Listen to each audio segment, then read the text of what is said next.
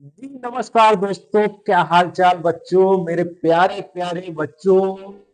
आपके हाल चाल सब बढ़िया होंगे और बढ़िया हाल चाल के रसगुल्ले खाते हुए मस्ती के साथ साथ आपकी पढ़ाई का भी उत्साह होना चाहिए। और उस उत्साह के साथ साथ 6 मार्च को जो पेपर होने वाला है उसके लिए भरसक तैयारी चल रही है।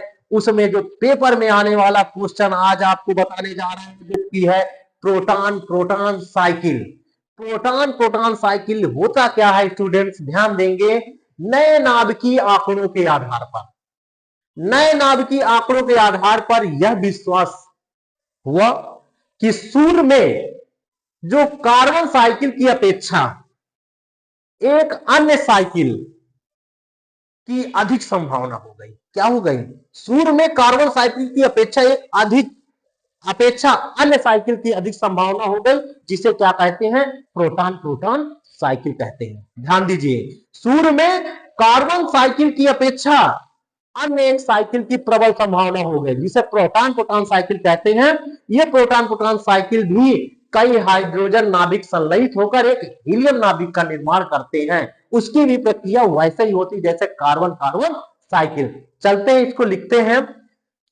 नए नाभिकीय नए नाभिकीय आंकड़ों के आधार पर आंकड़ों के आधार पर के आधार पर नए नाभिकीय आंकड़ों के आधार पर यह विश्वास है कि सूर्य में कार्बन साइकिल की अपेक्षा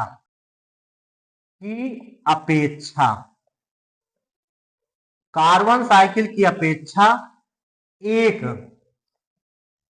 अन्य साइकिल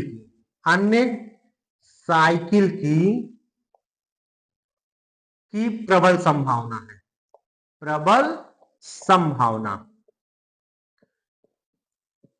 है। कार्बन साइकिल की अपेक्षा एक अन्य साइकिल की प्रबल संभावना है, जिसे क्या कहते हैं? जिसे साइकिल कहते हैं। यह भी कई हाइड्रोजन नाविकों को संलयित करके हीलियम नाभिक का निर्माण करता है। हीलियम नाभिक का निर्माण करता है। यह भी वैसे ही हाइड्रोजन नाभिक को संलयित करके किसका निर्माण करता है? हीलियम नाभिक का निर्माण करता है। वो कैसे होता है? इसकी अभिक्रिया कैसे होती है? जैसे एक हाइड्रोजन और एक हाइड्रोजन, इनको जब संलयित किया गया तो एक ड्यूट्रॉन बना देता है, 1s2 बना देता है। और जब 1s2 बना तो +1 बीटा नॉट, ये क्या? पॉजिट्रॉन, और न्यूट्रिनो ऊर्जा निकल जाती है, न्यूट्रिनो निकल जाता है। ठीक। अब उसके पश्चात करते क्या है कि एक हाइड्रोजन और ड्यूट्रॉन को साथ में संलयित करता है। 1h1 प्लस 1h2 जब संलयित किया तो क्या बनाता है? 2he3 बना देता है। 2 एक 3 हो गया, 2he3, तो गामा ऊर्जा निकल जाती है, ये गामा ऊर्जा निकल जाती है।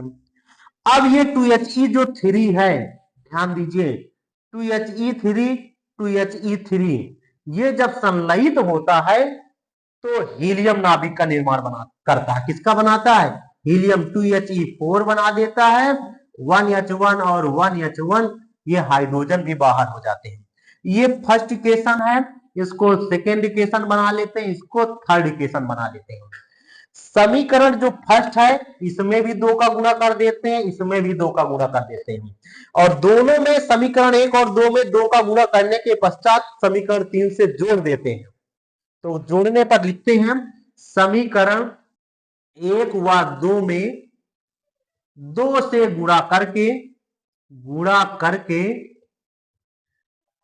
समीकरण 3 में जोड़ने पर, जब समीकरण 3 में जोड़ते हैं तो ये क्या प्राप्त होता है? प्राप्त वही होगा जो कार्बन साइकिल में प्राप्त हुआ है, 1H1 plus 1H1 plus 1H1 plus 1H1।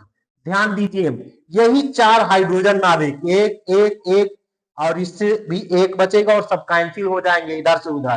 तो जब कैंसिल होगा तो ये 2He4 बचा, 2He4 प्लस वही 2 पॉजिटिव, मतलब कि पॉजिट्रॉन, 2 पॉजिट्रॉन निकल जाएगा, प्लस गामा ऊर्जा निकल जाएगी, प्लस 2 न्यूट्रिनो निकल जाएगा।